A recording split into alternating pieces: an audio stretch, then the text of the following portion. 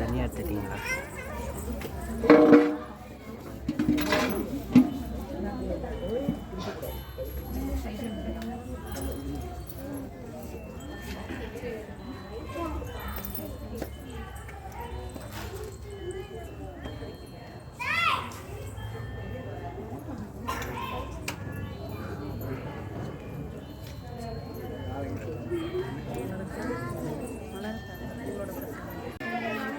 प्रसन्नवदनं ध्यायेत् सर्वविघ्न उपशान्तये।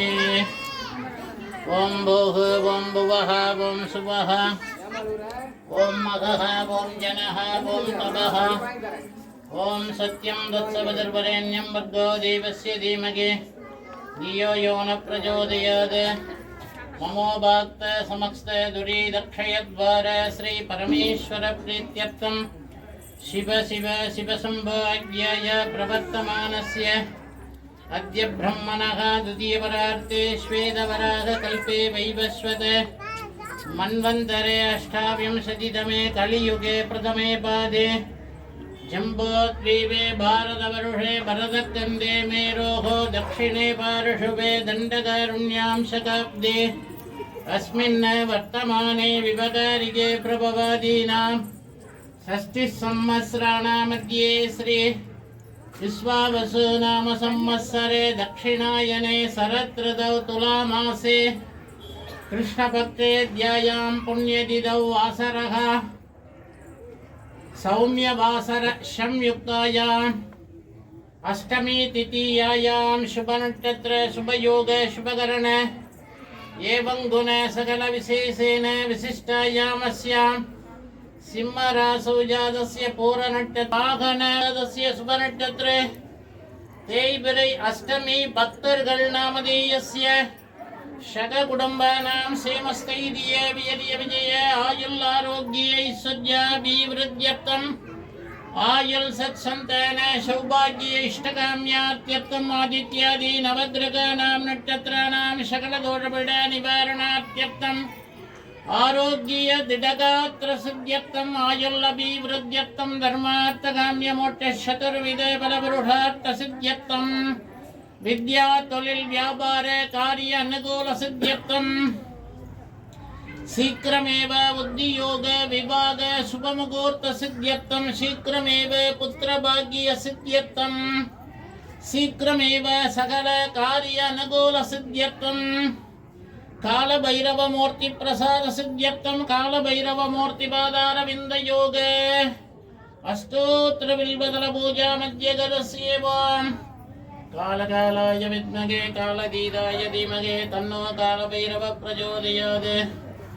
महादेवाय नमः ओं भवस्वदेवसुधाय नमः ओं सर्वस्वदेवसुधाय नमः ओं ईशानस्वदेवसुधाय नमः ओं पशुपतोर्देवस्वदेवसुधाय नमः ओं उग्रस्वदेवसुधाय नमः ओं रुद्रस्वदेवसुधाय नमः ओं संभवे नमः ओं विनायकने नमः ओं शैशेखराय नमः ओं वामदेवाय नमः ओं विरूपाक्षाय नमः ओं महादेवाय नमः ओं कालभैरवमूर्ति नमः ओं नानाविध परिमलभद्र पुष्पांजलिं समर्पयामि। மாசத்துல இந்த தேய்பிறையில் வரக்கூடிய அஷ்டமி வந்து காலபைரவருக்கு பிறந்த நாள். காலபைரவருக்கு பிறந்த நாள். நம்ம இந்த அனுமத்து ஜெயந்தி கொண்டாடுவாங்க பார்த்துருக்கீங்களா? அனுமாருக்கு பிறந்த நாள் கொண்டாடுவாங்க, ஆஞ்சநேயர் பிறந்த நாள்னு கொண்டாடுவோம். அதுபோல் இங்கே வந்து பைரவருக்கு ஜெயந்தி. இன்றைய தினம் ஐப்பசி மாதம் அஷ்டமி. அவருக்கு வந்து மூல நட்சத்திரம். யாருக்கு? ஆஞ்சநேயருக்கு மூல நட்சத்திரம் தான் அவருக்கு பிறந்த நாள். இவருக்கு வந்து அஷ்டமி திதி தான், நமக்கு நட்சத்திரம் இல்லை. தேய்பிறை அஷ்டமி திதி, அது ஐப்பசி மாதத்தில் வரக்கூடியது. இதே முருகனுக்கு பார்த்திங்கன்னா கிருத்திகை, அதுதான் நட்சத்திரம் அவருக்கு. உள்ளே இருக்கிற சிவபெருமானுக்கு திருவாதிரை, ஆருத்ரா நட்சத்திரம், ஆருத்ரான்னு சொல்கிறது அவர் தான். அது மாதிரி ஒவ்வொரு சாமிக்கும் ஒரு நட்சத்திரம் இருக்குது. அந்த நட்சத்திரப்படி பிறந்தநாள் கொண்டாடுறது வழக்கம். அதே சமயத்தில் இங்கே பைரவருக்கு மட்டும் அஷ்டமியில் நாம் ஐப்பசியில் பிறந்தநாள் கொண்டாடுறோம். இந்த பைரவர் வந்து யார் அப்படின்னா சிவனோட ஒரு அம்சம்தான் பைரவர். சிவனோட ஒரு அம்சம்தான் பைரவர். அவர் பார்த்திங்கன்னா கையில் நான் உங்களுக்கு அந்த இடத்துல ஒரு இது சொல்லியிருக்கேன். அதாவது பைரவர் வந்து என்ன அப்படின்னா சிவனை போல் பிரம்மா வந்து என்ன பண்ணுறார் அப்படின்னா சிவன் தான் உலகத்தில் ரொம்ப பெரிய கடவுள்னு நம்ம நினைக்கிறோம். அதுதான் உண்மையும். அதை போல் தன்னை உயர்வாக நினச்சிக்கிட்டு பிரம்மா என்ன பண்ணுறார், அவருக்கு சிவனுக்கு 5 முகம், முருகனுக்கு 6 முகம், அதே மாதிரி விநாயகருக்கு 5 முகம், பஞ்சமுக விநாயகர்னு தான் சொல்கிறது. ஆனால் எல்லா இடங்கள்லையும் அது இருக்காது, ஒரு முகத்தோடு தான் இருக்கும். விநாயகர் எல்லா இடங்கள்லையும் ஒரு முகத்தோடு தான் இருக்கும். சில இடங்களில் மட்டும் விநாயகருக்கு எத்தனை முகம் இருக்கும்? 5 முகம் இருக்கும். சிவபெருமானுக்கு 5 முகம். அதே மாதிரி இவருக்கு முருகனுக்கு வந்து 6 முகம். அப்படி வந்து தன்னை நினச்சிக்கிட்டு பிரம்மா என்ன பண்ணார், சிவனை போல் நம்மளும் உயர்ந்த வந்தானே அப்படின்னு தன்னுக்கு 5 முகம் வச்சு அவர் ரொம்ப ஒரு இதாக வராரு. அப்போ சிவபெருமானுக்கு கோபம் வந்துடுது.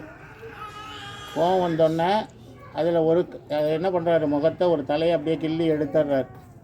கிள்ளி எடுத்தோன்னா அவருக்கு எத்தனை முகமாகிடுது? 4 முகமாகிடுது. இருந்தாலும் அந்த ஒரு தலையை கிள்ளனதுனால சிவபெருமானுக்கு ஒரு தோஷம் வந்துடுது. சிவபெருமானுக்கு பிரம்மகத்தி தோஷம்னு ஒரு தோஷம் பிடிச்சிடும். அந்த தோஷத்தை போக்கணும் அப்படின்னா அவர் கையில் வச்சுருக்க அந்த கபாலம்னு சொல்கிறோம் இல்லைங்களா, கழுத்தை தானே இதோடு எடுத்துட்டார். பிரம்மாவுக்கு எடுத்து கையில் வச்சுட்டு இருக்கும்போது அதை கையில் வச்சுக்கிட்டே சுற்றுறாரு. அது கீழேயே விழமாட்டேங்குது. அது அவர் கையிலேருந்து கீழேயே விழமாட்டேங்குது. சிவபெருமானோட கையிலேருந்து கீழேயே விழமாட்டேங்குது. அப்புறமா அது ஒரு பாத்திரமாக மாறுது.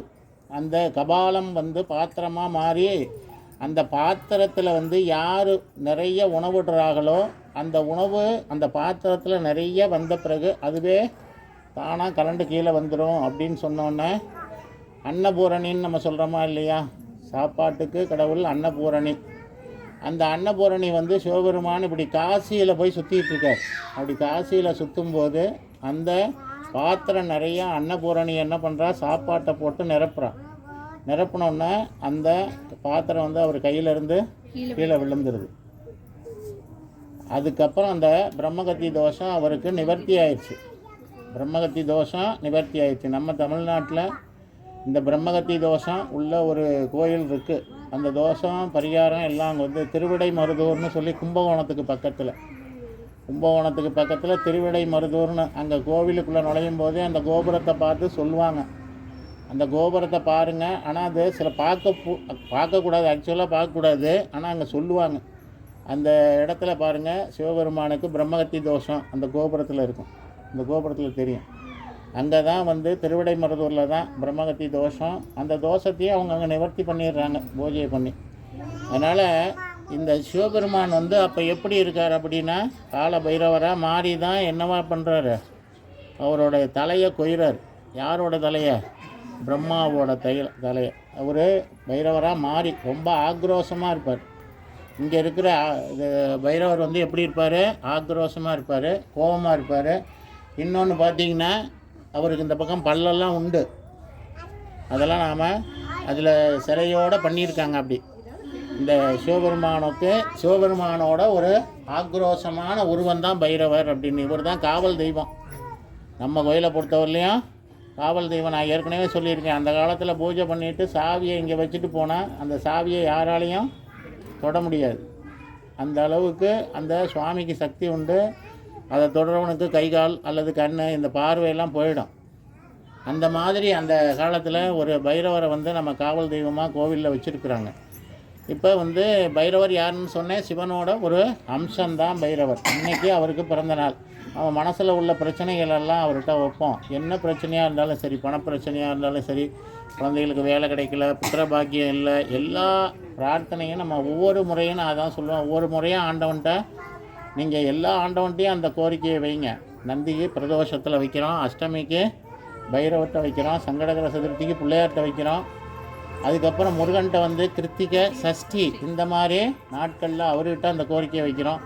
அதான் நான் சொல்கிறேன், நம்ம பிரச்சனை தீர்ற வழியும் எல்லா தெய்வங்கள்ட்டையும் அதை வைப்போமே.